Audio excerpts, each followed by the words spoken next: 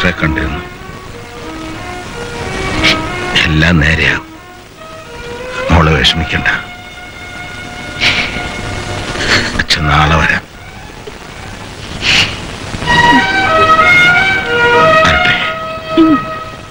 തിരുമേനി വലിയ പണ്ഡിതനും ആയുർവേദ ചികിത്സകനുമാണെന്നൊക്കെ കേട്ടിട്ടുണ്ട്. മനസാന്നിധ്യമുള്ള ആളായതുകൊണ്ട് ചിലതൊക്കെ തുറന്നു പറഞ്ഞാൽ വിഷമാവില്ല എന്ന് കരുതുന്നു. പറഞ്ഞോളൂ. എന്തായാലും അനുഭവിച്ചല്ലേ പറ്റൂ.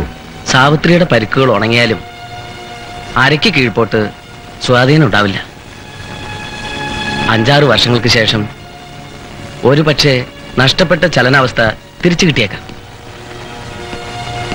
We will try our level best. Rest will do by God.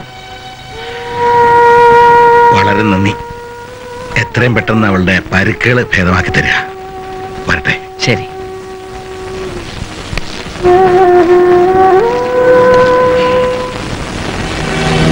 Savitri,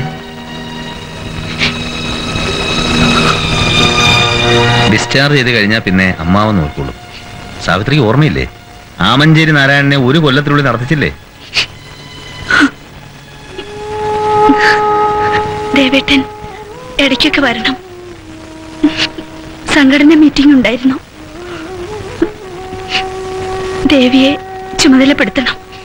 ആദ്യം ഇതൊന്ന് സുഖമാവട്ടെ, എന്നിട്ട് ബാക്കി കാര്യം.